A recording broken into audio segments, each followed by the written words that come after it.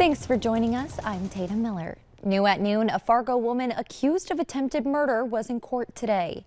24-year-old Princess Guay is accused of running several people down with her car in the parking lot of Caro Restaurant and Bar back in February. Court documents say Guay was fighting with a woman outside the bar when another woman, a former Caro employee, jumped in to break up the fight. That's allegedly the person Guay hit with her car first. Guay was arrested on charges of attempted murder, 3 counts of reckless endangerment, criminal mischief, and DUI refusal. She entered a plea of not guilty to all 6 charges today, and her next hearing is scheduled for July.